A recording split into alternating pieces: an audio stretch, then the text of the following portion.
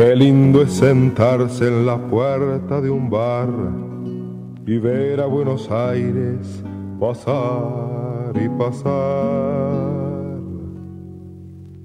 Pasa un cartero en bicicleta con telegramas color violeta, un patrullero de la policía que busca un chorro hace 15 días. Pasa el país y el continente, pasa mi vida estúpidamente, mientras estoy en la puerta de un bar, viendo a Buenos Aires pasar y pasar.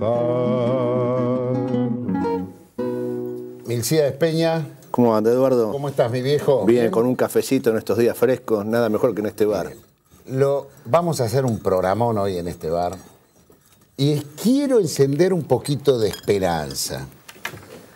Vamos a homenajear al hombre hoy, a Juan Perón, que se ha cumplido un nuevo aniversario. Para esto viene el maestro Lorenzo Pepe, que yo creo que algo nos va a ayudar a coser.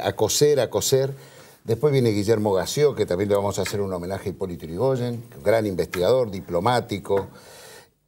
Y acá, él es nuestro depositario de nuestra voluntad de unidad, de unidad del movimiento obrero. Juan Carlos Smith, muchas gracias por venir en estos días que no son fáciles y que vas a hacer...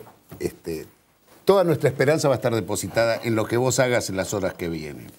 ¿Podrá haber unidad del movimiento obrero? Visto los acontecimientos, lamento decepcionarlo, ¿no? No. Yo creo que recientemente, hace algunos minutos, ya el Ministerio de Trabajo ha emitido un dictamen. Por lo menos suena contradictorio desde donde yo lo veo, porque al mismo tiempo que decide que sean las propias organizaciones sindicales las que encuentren este camino, da lugar a la impugnación de una de las partes que está en disputa. Y entonces allí nosotros entendemos que hay por lo menos una contradicción y una parcialidad, porque hay un proceso orgánico y legal en marcha hacia el Congreso del 12 de julio. Así que creo que si se mantienen irreductibles las posiciones, ahora, Juan Carlos, no va a ser posible. Pero en este tema puntual, ¿no? De esto que sucedió recientemente en los últimos minutos, como decías, en el día de hoy, también se le da la potestad al Consejo Directivo de la CGT para que vuelva a convocar un Congreso. Claro, pero lo que ocurre es que el proceso de convocatoria al Congreso está en marcha ya. Y lo convocaron muchos de los que después impugnan. En el fondo nosotros sabemos que cuando se pone el estatuto y la justicia por delante es porque esto se debe resolver políticamente de alguna otra forma. Y eso parece estar lejano. ¿Eso es lo que vos lo ves muy lejano? Yo lo veo lejano porque hay que entender que fueron muy pocos los momentos en el devenir histórico que la CGT estuvo toda junta. Siempre ha habido líneas. Porque hay visiones distintas del país, hay prácticas distintas, hay procedimientos distintos, hay conductas diferentes. Lo que está ocurriendo no solamente es el problema entre la relación gobierno-CGT o los diferentes alineamientos. Lo que no se advierte es que está habiendo un agotamiento de cuál era la manera de tener elecciones al interior de la clase trabajadora. Porque si no, no comprendemos lo que ocurrió desde la dictadura para acá, aún con este proceso de recuperación económica desde el 2003 para acá. Es decir, hay otros actores, hay muchos sindicatos pequeños que han aparecido, hay zonas grises en la producción. Nosotros no podríamos hoy tener una interpretación del fenómeno económico con los mismos parámetros de la década del 70, ni siquiera con los del 80. Es decir, hay zonas grises, hay nuevos actores, hay otros agrupamientos, hay comisiones internas que ya no obedecen históricamente a la matriz del peronismo. Y esto hay que incorporarlo, hay que discutirlo. No tengo dudas de eso. Bueno, ahora lo que ocurre es que hay muchos actores que se niegan a discutir todo esto. Hay muchos personajes dentro del mundo sindical que se niegan a discutir todo esto. Y acá parece ser que siempre hay que sentarse entre 4 o 5 confederaciones. El periodismo tiene mucho que ver en esto. No registra esto que estoy diciendo en toda su dimensión. Y digo, bueno, nos juntamos entre los 10 sindicatos más grandes, el país tiene que ir para el lugar industrial, como si estuviéramos frente a la elección de la Unión Industrial Argentina. No, cuando la CGT define su destino, define el destino de la clase trabajadora. No importa si de los servicios, si de la industria, si de los privados, si del estatal. Lo importante es que el que encarne todo eso sea el representante del espíritu colectivo de la clase trabajadora. Y esto no lo dice nadie, yo por lo menos no lo escuché en ningún análisis, yo me he cansado de explicarlo. ¿Sabes lo que yo sentía, Juan Carlos? Que, por ejemplo, y aparte de que yo lo sentía, se leyó en alguna crónica, que los otros días en la marcha, en el paro general que convoca camioneros, vos y Plaini no se sentían bien en esa situación de tanta conflictividad. Yo no me siento bien porque yo adhiero a los trazos gruesos del proyecto nacional y popular, porque digo, hay un proceso que se ha iniciado en el 2003 que tiene una dirección absolutamente distinta a la que se irrumpió en forma sangrienta en el año 76. Y esto, yo adhiero a eso y creo que esos trazos, alguna vez, por lo menos yo acuñé una frase, nosotros somos oficialistas del modelo. Yo creo que cuando las cosas se personalizan a lo largo de la historia, hay inconveniente. ¿El proceso nacional y popular será una construcción colectiva o no será? Y me parece que este debate hay que integrarlo en todo el plano, incluido en el propio gobierno nacional. Ese proceso tiene que ir acompañado con muchos cuadros preparados y de vocación política para asegurar esa transformación. No lo puede hacer una sola persona. De repente eso mismo tiene que abrir un debate adentro del campo sindical, también para que discutamos estas cosas. Entonces, yo creo que lo que está planteando la CGT en la agenda de reivindicación es lo que corresponde y creo que ha sido tratado con mucha torpeza por parte del gobierno. Torpeza. Porque este problema viene de antes de las elecciones. Y voy a decir algo más. El tema de ganancias, por ejemplo. Por ejemplo, pero no es el único. En el tema de ganancia, entre tanto alboroto, tanto barullo, lo que no sale a la superficie es lo que yo creo que hay que poner arriba de la mesa, que es la reforma tributaria. Es una reforma tributaria. ¿Sabe de dónde viene la palabra impuesto? De imponer. ¿Quién impone? El que gana. ¿Quién ganó en el 76? Las clases dominantes. De allí para acá no hubo ningún gobierno, ninguno, que modificó ese sistema tributario. Es más, se han ido aumentando algunos impuestos que son sobre la franja popular, el caso del IVA, como medida transitoria, pero lo que es transitorio en este país después se convierte en permanente. Usted recuerde que Néstor Kirchner alentó en su momento una reforma tributaria. Pero claro, una reforma tributaria en la Argentina necesita de una voluntad política y de acuerdo con los partidos y de que la sociedad, porque acá nadie quiere pagar impuestos. Entonces el planteo nuestro no es no pagar el impuesto.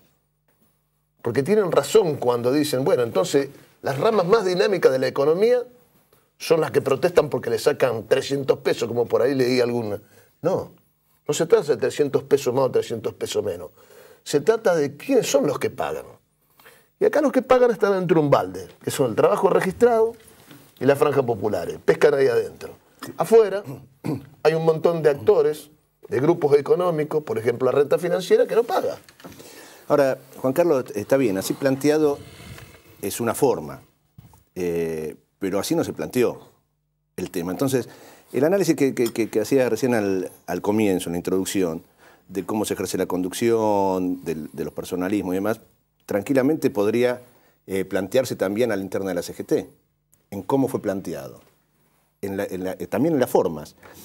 Porque si nosotros estamos dispuestos a dar esta pelea, en el sentido de lo que acabas de señalar, que es central, es medular, para que se profundice la transformación en la Argentina, la verdad que tenemos que plantearlo y tendremos chance de ganar solamente si estamos unidos. Y si damos ese debate de manera mancomunada. Entonces ahí es donde yo digo, ¿por qué se generó tanto ruido? Porque primero vino el ruido y después vienen las ideas. Cuando se hace un planteo de un solo tema, que así fue presentado. Yo sé que hay un reclamo añejo pero la verdad que el planteo no estuvo bien realizado. A mí esta es la impresión, de ninguno de los dos lados, pero me parece que por este camino no tenemos chances de avanzar en esta reforma. Yo creo que la discusión está alrededor de todo esto, ¿no? Pero vos coincidís, Juan Carlos, que la división del movimiento obrero perjudica a los trabajadores, ¿no? Sí, o sea, y perjudica el interés. Cuando Perón empieza su proyecto, que Gay era ay Dios, el maestro Lorenzo Pepe, ay Dios, que tengo una laguna. El primer dirigente sindical del gremio de la carne, que hace el 17 de octubre. Cipriano Reyes. Gay en la CGT y Cipriano Reyes, ni bien llega el peronismo al poder, plantean la autonomía respecto del gobierno, perdieron. Viene Espejo, fue un gran secretario general de la CGT, él discute también con Perón y plantea aquel famoso cabildo abierto del 22 de agosto a favor de que Eva Perón sea la vicepresidenta. Sin embargo, 3 meses después, va el 17 de octubre, se conmemora el Día de la Lealtad y fue abucheado porque había desacatado supuestamente lo que el general Perón planteaba. Para reflejar cuáles fueron los momentos y los principales protagonistas de ese momento. Pero digo, cuando la presidenta dice, nadie se acuerda de quién era Espejo, yo creo que es un error en la perspectiva histórica. Gremio de la alimentación. Es un error en la perspectiva histórica, porque lo que no es cierto es que no hubo conflictos durante los gobiernos peronistas. Siempre hubo, con Perón. Y así debe ser. Porque esto forma parte de la naturaleza entre la relación entre el capital y el trabajo. Y entonces, digo, está mal presentado, es posible, pero lo presentamos. Quiero decir que el diálogo está interrumpido unilateralmente por el gobierno. En todo caso, lo que ocurre hoy en el Ministerio de Trabajo cierra una etapa que empezó en septiembre del año pasado y lo hizo la presidenta, no recibió más la CGT. Es decir, la intervención de hecho ya venía desde aquella etapa hasta acá. Podemos discutir si está bien, si está mal, si nosotros contribuimos, si nosotros no fuimos capaces de destrabar. Pero lo cierto, el dato objetivo, que desde aquel momento para acá no hubo diálogo. Y yo lo he escrito, esto que voy a decir acá. Me parece una enorme contradicción. Reclamar diálogo en Naciones Unidas por el tema del colonialismo, y puede ser un ejemplo extremo si se quiere, y no practicar el diálogo acá adentro con la principal central obrera del país, que por otro lado ha sido un aliado estratégico en esto. Que yo espero que lo siga haciendo. Que yo espero que lo siga haciendo. Es verdad que desde aquel acto de River viene mal la cosa cuando Hugo Moyano planteó lo del vicepresidente del movimiento obrero. ¿Vos lo sentís así? Del presidente, y bueno, está claro, la presidenta respondió en aquel momento. Pero desde ahí en adelante... y allí se sintió amenazado, digamos, el proyecto. Yo creo que se podría haber ensamblado desde otra manera. Nosotros cuando hemos hablado de esto lo estamos hablando como una perspectiva de construcción en el tiempo. Pero claro, esto es lo que digo yo, las lecturas pueden abarcar un volumen completo. Y cuando uno dice esto... Fotos de partido de fútbol con Scioli, digo varias. Sí, bueno, pero mire, esas son cosas anécdotas. Es lo mismo que si yo dijera, bueno, sí, esto tiene una lectura política y obviamente la tiene. Ahora, en la misión oficial a Angola, donde va la presidenta de la Nación, va Spadone, ícono del menemismo. ¿Yo voy a creer que Spadone conduce este proceso? Digo, estas son cosas que también hay que poner en la balanza.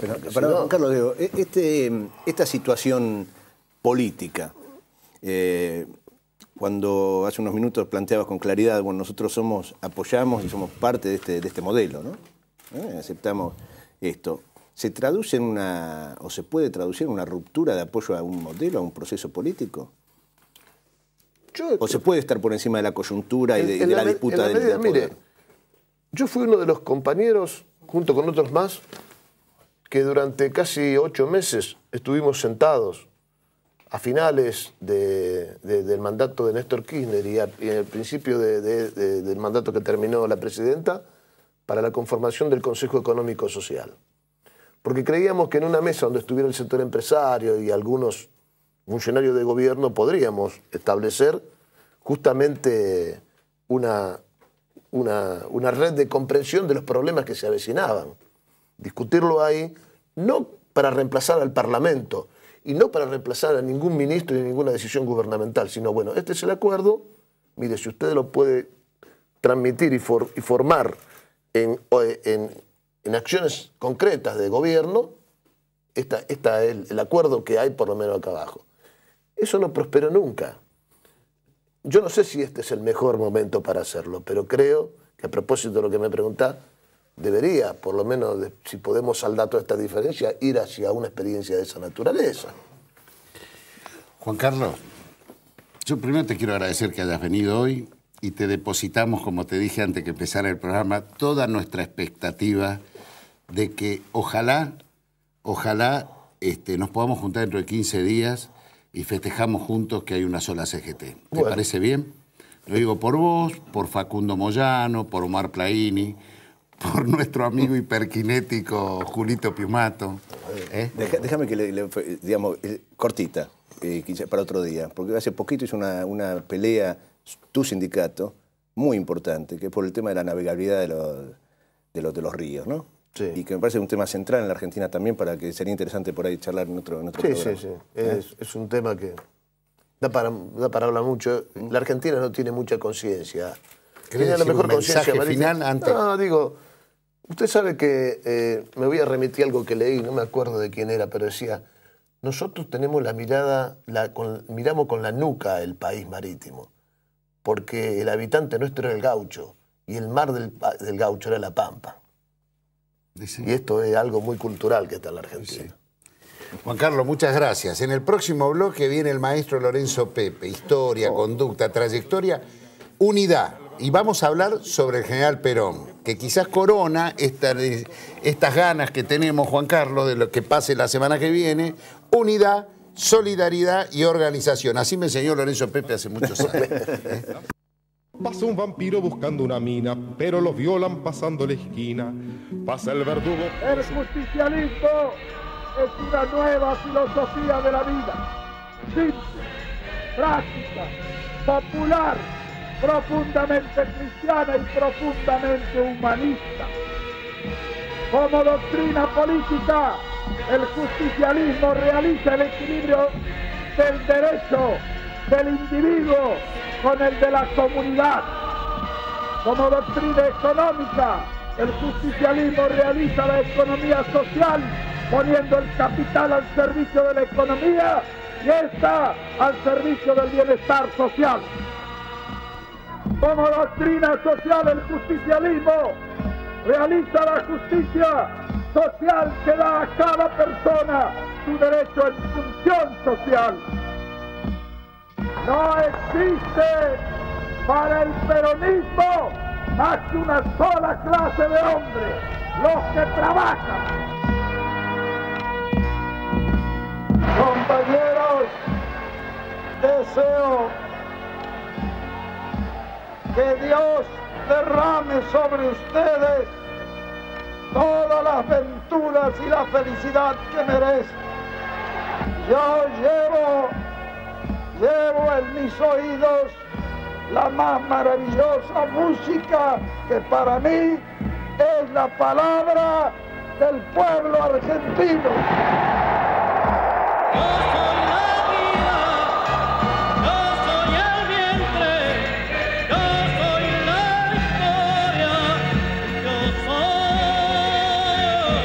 el pueblo. Qué grande, ¿no? En este aplausos a Leonardo Fabio por habernos regalado esta obra del más grande argentino para nosotros de todos los tiempos. En esta semana que se ha cumplido el 38 aniversario de la muerte de Juan Domingo Perón, tenemos el gusto, esos son los gustos que uno se puede dar. Carlitos del Orza, buenas tardes, hola, buenas noches. De invitar a un grande que tuvo la suerte de compartir con Perón y que por eso queremos que nos transmita a nosotros. Uno de los pocos grandes que nos van quedando. Lorenzo Pepe. Eduardo, basta, querido, no voy a pasar vergüenza. Presidente Gracias por la invitación. del Instituto Juan Domingo Perón, el tipo todos los días, vos lo vas ahí a la calle Austria, está pateando. ¿Cómo era Perón, Lorenzo? Un grande, un personaje irrepetible. Yo tuve la suerte, te decía fuera de cámara, de haberlo visto a Perón en saco de fumar, en el exilio, lejos del poder.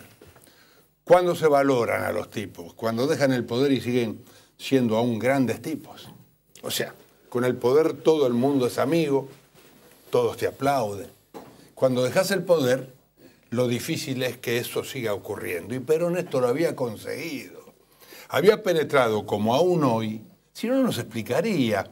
Porque, Eduardo, hicieron todo para que... No era solamente sacarnos y proscribirnos. Nos bombardearon. Nos fusilaron un año después. Nos torturaron, nos persiguieron, tuvieron 20 años proscriptos casi y después nos desaparecieron. El 68% de los desaparecidos, del 76 al 83, eran militantes obreros. ¿Y dónde militaban los obreros? Si no eran el peronismo, es cierto. Algunos muchachos de la izquierda pagaron también, pero la mayoría eran nuestros compañeros. Ojo al Cristo. Y ese Perón tenía a 14.000 kilómetros de distancia una enorme influencia, fue el gran fiscal.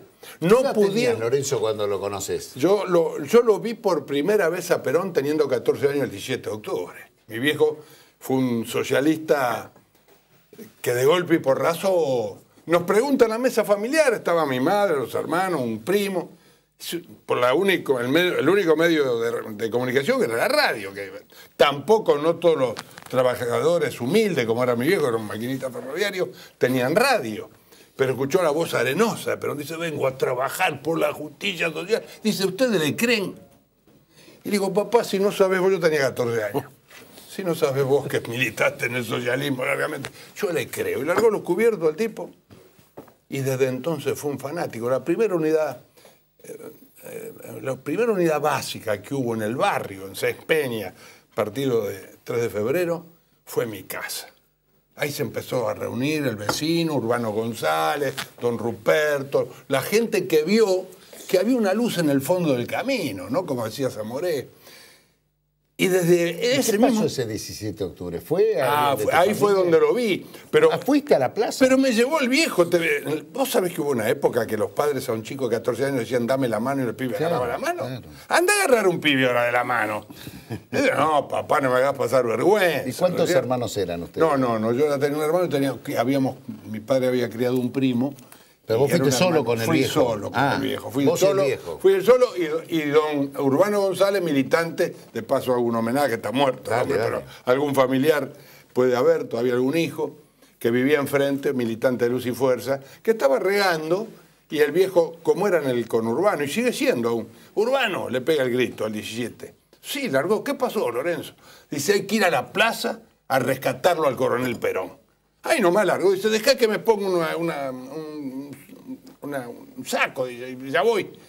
Tomamos el tren en Seis Peña, bajamos en Retiro, fuimos caminando. Yo vi que algo pasaba, que era muy extraño el movimiento de la gente, que no era común, como como hace en el bloque anterior lo nombraste a Cipriano Reyes, que después vamos a pedir una amnistía para Cipriano Reyes, ¿no?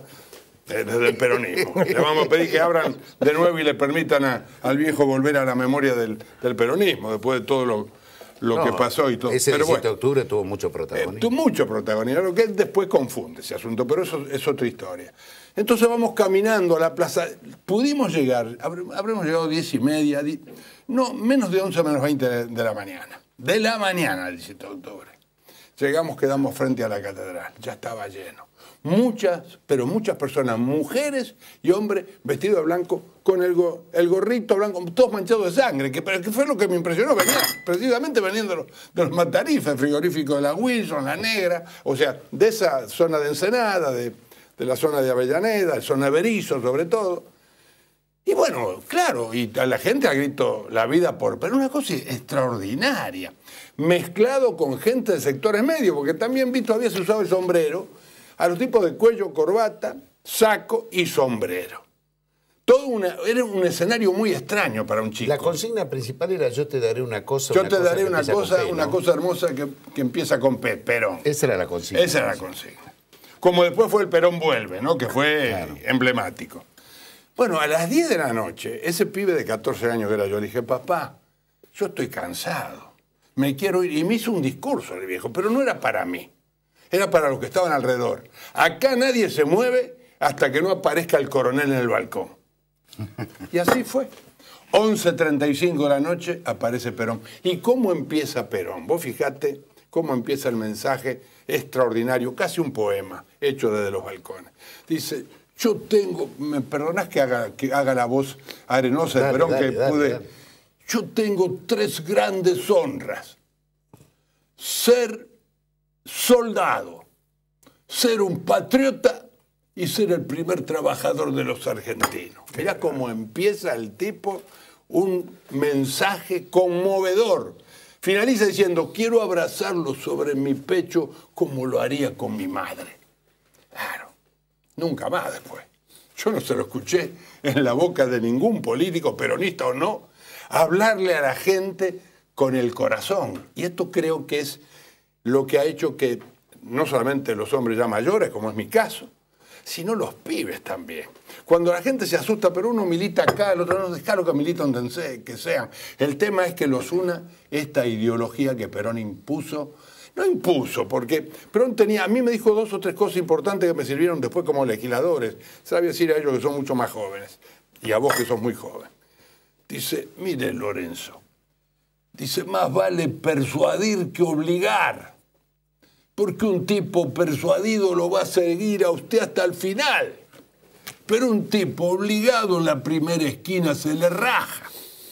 Y le agregaba rápidamente, lo que usted no consiga con un abrazo, difícilmente lo saque con una trompada. Perón en el exilio. O sea, estas 3 o 4 palabras marcan todo un contenido filosófico profundo en la acción política, que es pasar por el sentimiento de la gente, no esa piña como se sacan las cosas. Se saca, cuando vos vas a esto que vos le decías a Juan Carlos hace un rato, Smith, por quien yo tengo respeto enorme, pues es un hombre inteligente, valioso para el movimiento obrero. Lástima que esté en un sindicato medio chicón, pero es un tipo importante, muy importante, que creo que Moyano escucha, que el resto de los trabajadores escuchan. Vos le hacías un planteo de la unidad. Yo viví en mi larga vida no menos de 4 o 5 roturas del movimiento obrero. Los que creíamos que habíamos ganado, también perdíamos. Siempre. Porque, claro, ahora hay un fenómeno nuevo, como ser las minorías sindicales de antes, que pertenecían todas al PC, al Partido Comunista, muy poco trotskismo, muy poco. Todo el PC, yo estuve dentro de la Comisión Directiva de la Unión Ferroviaria, que presidí.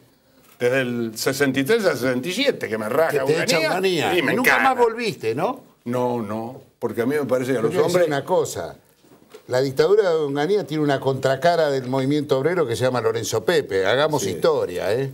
Lo peleamos a Onganía y fuertemente. El primer paro nacional lo hizo el gremio que yo presidía. Unión Ferroviaria. Sí, señor. Y nos devolvió como correspondía. Terminamos en cana todos, ¿no? Por supuesto. Pero de cualquier manera me parece que hay banderas. Quería hacer esta disquisición. Las minorías de antes peleamos mucho contra las centrales, pero no rompían.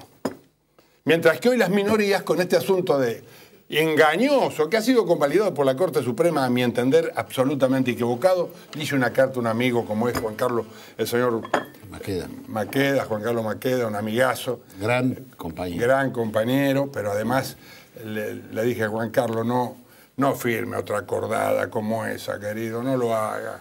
Que por la libertad sindical, ¿cuál es la libertad sindical? La libertad sindical es ganarles a los que tienen la mayoría naturalmente. Eso es la libertad sindical. Porque no hay ningún estatuto que prohíba presentarse, por el contrario, hay que ganar después. Como no ganan, entonces, enancado en esta supuesta libertad, rompen al gremio, lo hacen pedazos. Y ahí vemos los muchachos de Carafel, los metrodelegados, dividiendo al movimiento obrero. ¿Qué es? ¿Mejor o peor la ruptura? Siempre va a ser peor. Siempre el saldo final de la división obrera, y esto vale para esta disputa actual, entre unos y otros, son todos mis compañeros, los quiero de iguales, porque son 2 generaciones detrás mía. Así que, como decía hoy antes Eduardo afuera, yo estoy un poco amortizado en esto. Lorenzo, a ver, ¿cuál es el mensaje de hoy que vos ves desde Perón, desde lo que lo has mamado, a la situación de hoy? Y Perón les diría, Perón era al revés de lo que la gente cree, no tanto el autoritarismo que yo. Quiero contar esta anécdota que surge ahora del estudio de la figura de Perón, ¿no?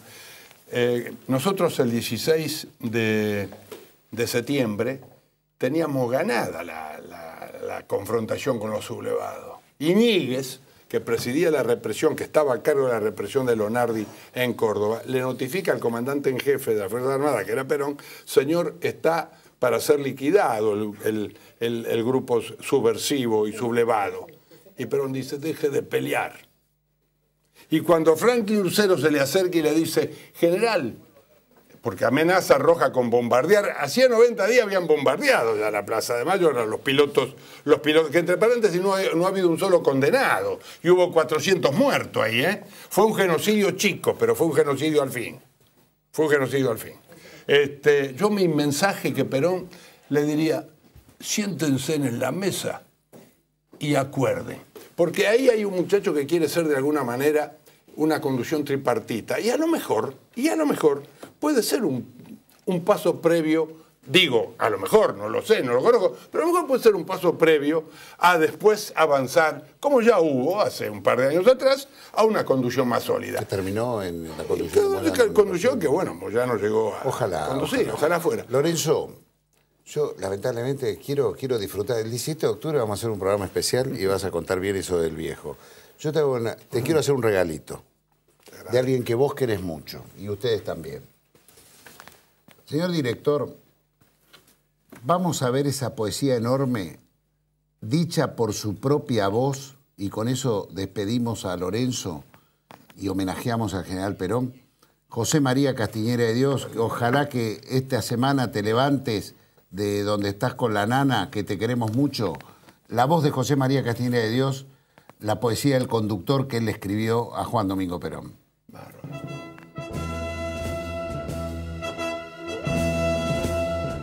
Mi voz quisiera ser ahora como la voz de los metales musicales, o como el son de los tambores cuando redoblan en los triunfos militares, para que el canto de mi boca tenga el sonido exacto y claro de mi sangre y alce de nuevo las palabras con que gritamos la esperanza entre las calles, y entonces vuelvan a escucharse mi corazón, tu corazón, el corazón de tantos nadies, de los que estábamos perdidos y sin embargo no negamos la claridad de tu mensaje, cuando esta tierra tuya y mía era un dolor de alumbramiento en nuestra sangre y la lección de cada día era vivirse poco a poco para morirse alguna tarde de coraje.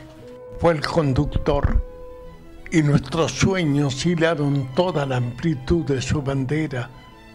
Bajo la sombra de su nombre se alzó la altura sin derrotas de su empresa, y su divisa fue tan clara que iluminó en un solo haz la patria entera, como a la noche más oscura Dios la ilumina con el punto de una estrella. El pueblo vio que aquella causa por Argentina era la causa verdadera, que aquella guía era la guía que los sabría desviar de la tormenta, que la justicia de ojos claros era mejor que la justicia dura y ciega, y oyó su voz, y vio en su voz el alborear de una segunda independencia.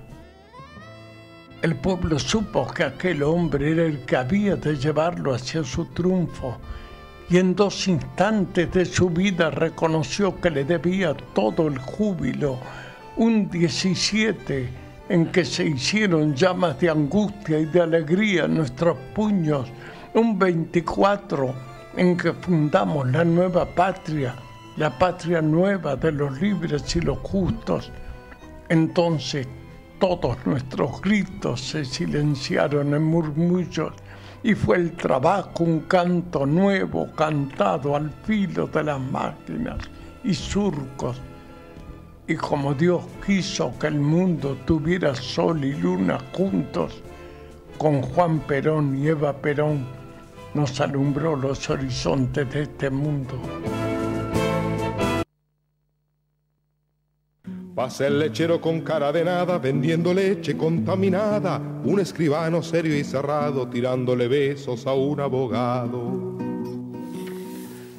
Después de este eufórico y apasionado Lorenzo Pepe hablando sobre Juan Perón, sin lugar a dudas, los dos grandes liderazgos del siglo XX, no se puede. Y julio es el mes que los une, ¿no? Hipólito Yrigoyen, el otro gran líder. Después le vamos a preguntar si fue el líder de masas, la primera democracia de masas argentina. Tenemos el gusto que hoy nos acompaña quizás uno de los biógrafos más sesudos sobre todo el segundo gobierno de Hipólito Yrigoyen, Guillermo Gació, uno de los diplomáticos que tuve el gusto de conocer en mi paso por esa Cancillería y que alterna su función pública con la de la investigación histórica. Ha hecho grandes reportajes me gusta mucho a Julián Licastro, que sí. Está muy bien lo que le hayas hecho un reportaje a Julián, a Oscar Camilión, a Gustavo Caraballo, ¿no? Pero la investigación de Hipólito Yrigoyen, 3 tomos. Sí. 3 tomos. ¿Cuáles son los 3 tomos? Es la segunda presidencia. El primero se llama el mandato extraordinario, que es como él llamaba su segundo mandato. El segundo es Yrigoyen en crisis y el tercero la caída de Yrigoyen. Y eso que fueron 2 años, nada más, y le dio 3 tomos. ¿Me dice, Eduardo? Carlos Elorza. Bueno, encantado, Guillermo. Quería preguntarte en relación a esto y un poco tal vez los 3 tomos preanuncian un poco el resultado de lo que te quiero preguntar. Pero 3 ejes en la vida de Hipólito Yrigoyen que puedan destacarse en su vida política, 3 hitos que vos pudieras. El primero, una revolución olvidada, la revolución del 4 de febrero de 1905. Ese día realmente fue la gran revolución radical. Yrigoyen, su liderazgo de Yrigoyen, consigue mover en todo el país a una gran cantidad de civiles armados y algunos componentes de fuerzas militares pronunciándose en favor de la Unión Cívica Radical y por el derrocamiento de lo que ellos llamaban el régimen.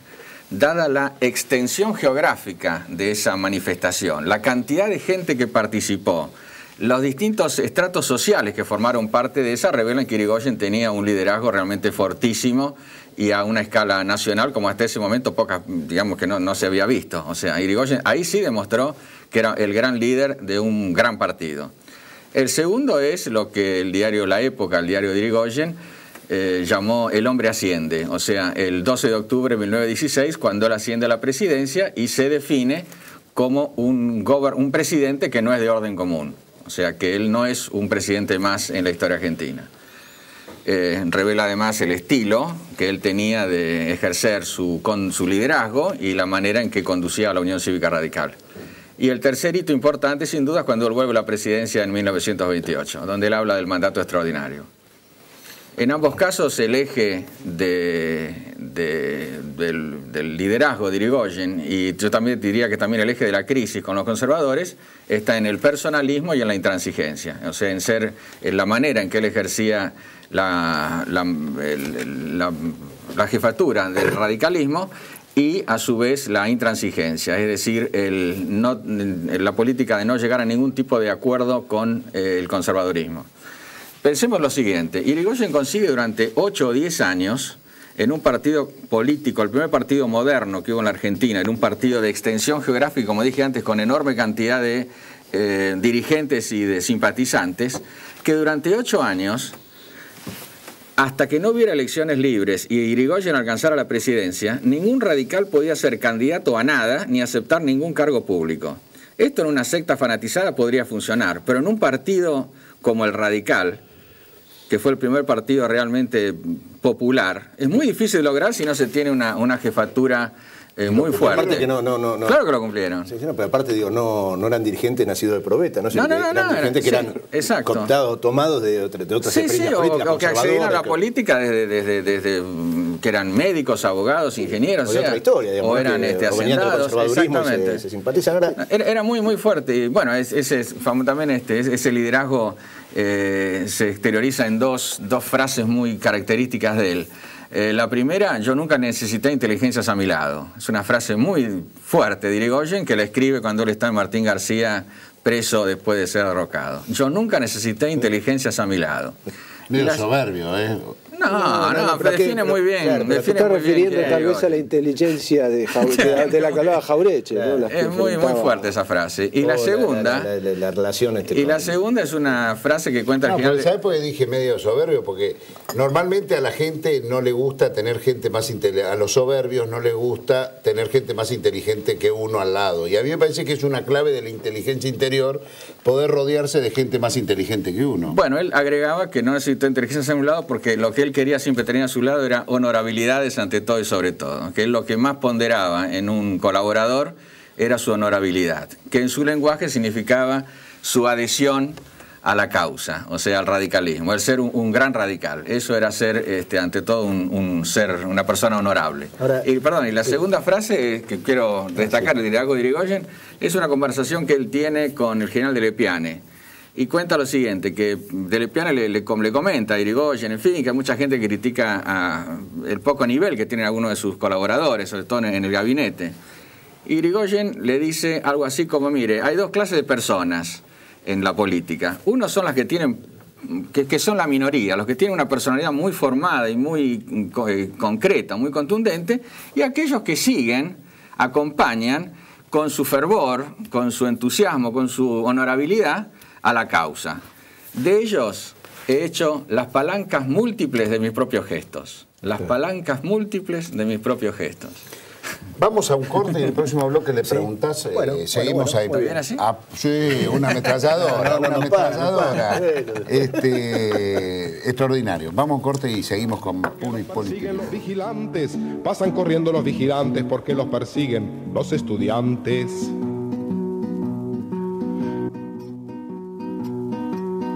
Pasa un político con pasaporte llorando el Congreso con aire. No, bueno, la verdad que para 3 tomos, imagínate, ¿no? Para preguntarnos cómo construye ese liderazgo Irigoyen, desde dónde lo construye. Y desde la mudez, ¿no? Que en la política es... Sí, no, tan mudo no debía ser, ¿no? Nunca apareció en público, nunca apareció en público, nunca apareció en los públicos, viajó muy poco por el país, no le gustaba que le sacaran fotos ni que distribuyeran retratos suyos, o sea que todo lo manejaba con el trato personal. Claro, por eso yo me quedé prendido con eso de la inteligencia. Yo lo tomaba más, no solo por el tema de la honestidad, sino por la relación directa y el trato. Ahora, Irigoyen y el radicalismo, ¿expresan a los sectores medios o construyen los sectores medios? Las dos cosas. Pero el radicalismo en los años de Irigoyen, ¿no?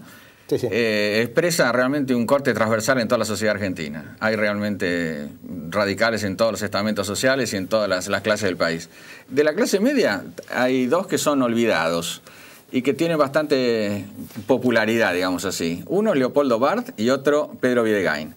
Leopoldo Bart fue uno de los fundadores de River y fue un destacadísimo radical, presidente de la Cámara de Diputados, además de un muy destacado médico. Y Pedro Videgain, un muy destacado dirigente de San Lorenzo de Almagro.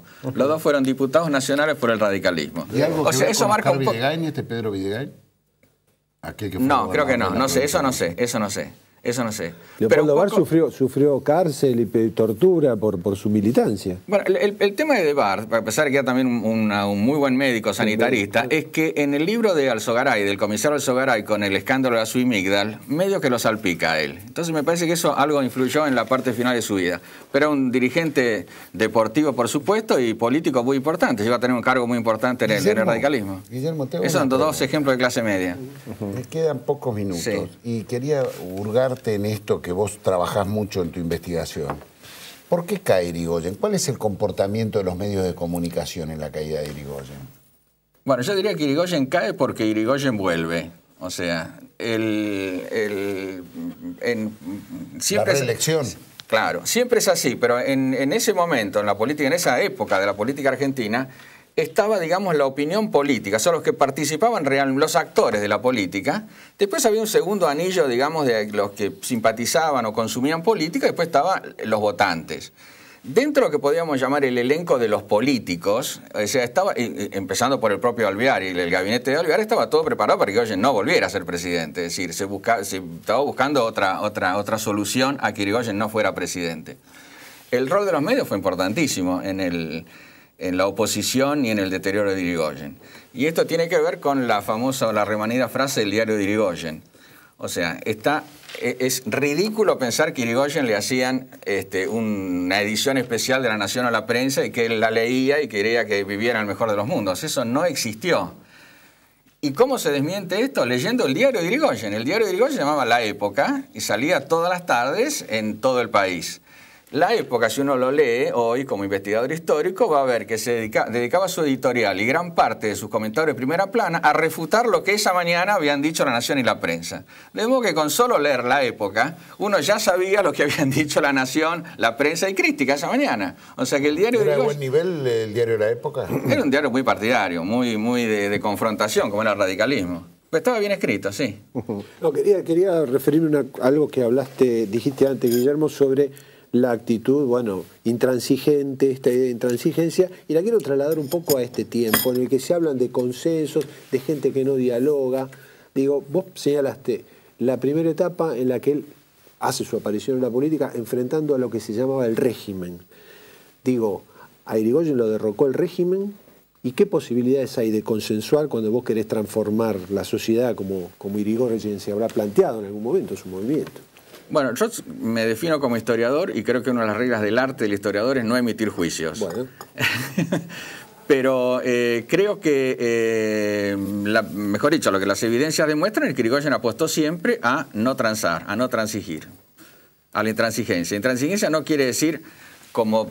Claro, la intransigencia puede mantenerse cuando se tiene mayorías electorales, ¿no es cierto? Después, cuando se está como le pasó al radicalismo después del 30... tuvo que decir que la intransigencia era conservar la moral pública, etcétera, etcétera, y no el programa de Irigoyen, porque realmente no podía seguir siendo sostenido en los temas en los que lo planteaba Irigoyen. Sí, ahora... Pero la intransigencia era muy dura, ¿eh? Ningún radical tenía permitido hablar con conservadores o entrar, ni siquiera participar en reuniones sociales con conservadores. Bien. ¿Algo más? Vamos a rescatar junto algo que me enseñaste vos. A ver. Y yo la preparé allí, al acta. No todos fueron golpistas. Hubo 5 oficiales que firmaron un acta el día 6 de septiembre de 1930. Señor director, si usted la va poniendo, jóvenes oficiales, era un mayor, José Suárez, y el resto eran capitanes. Antonio Vieira Spangenberg, que encima es el abuelo de un amigo en común, Hernán Santibáñez, Germán Gutiérrez, Rafael Lascalea, Bernardo Weinstein, Manuel Rodríguez y Raúl Tecer. Ellos eran capitanes en el colegio militar y cuando se enteran el 5 que va a haber un golpe, dejan refrendado en un acta lo que en el primer golpe de Estado de la Argentina, lo que eso puede significar para la historia que se viene. ¿Vos lo estudiaste a ese tema? Sí, claro, lo tengo trabajado en el libro, está citado el acta y todo lo demás, sí. Bueno, reivindiquemos, ¿no? Porque, ¿cómo no? Bueno, también está bastante claro en el libro la investigación que realmente era casi imposible que el jefe de una unidad ese día se levantara porque Irigoyen había colocado al frente de todas las unidades gente que era absolutamente incondicional a él. Un minuto me queda, nada más. Sí. ¿Por qué te metiste a investigar en la vida de Irigoyen? En realidad yo investigué la revolución del año 30 y a partir de allí, bueno, fui al personaje central. Con mismo que empezó ahora con el 43, porque es el segundo gran transformación de la Argentina. Me faltó preguntarte, como gran diplomático que sos, la neutralidad. Ah, bueno, hablamos cuando quieras. ¿Por qué la neutralidad de Irigoyen es progresista y la misma política de neutralidad de Perón es filo-nazifascista? Lo vamos a hablar. Yo no dije eso, ni nunca lo escribí. Para vos no. Pero es algo tan divulgado como el diario de Irigoyen. Para los demás, es algo divulgado como el diario de Irigoyen. ¿Cómo no? La neutralidad de Irigoyen, que no es distinta a la política de neutralidad que usan en la Segunda Guerra Mundial, en la de Perón es fascista y en la de Irigoyen es progresista. Bueno, te digo una sola cosa, pero sería el titular de lo que tenemos que hablar, que es imposible entender la historia argentina hasta 1945 sin hablar de Inglaterra. Guillermo Gació, vamos a seguirla, uno de los grandes diplomáticos argentinos y encima un gran historiador. Gracias Gracias a vos, hasta pronto. Un jubilado tangos de antes, Jorge Luis Borges, la niña y su amante, los 7 locos, los contrabandistas, los buenos hombres, los masoquistas, las prostitutas con los pianistas, las curanderas y sus analistas. Pasa una niña de 1000 apellidos vendiéndoselos a los desposeídos. Pasa una banda de criminales en sus hermosas motos policiales. Pasa un Mercedes con chapa extranjera llevando la amante de un tipo cualquiera. Pasa un Mercedes con chapa oficial llevando la amante de un general.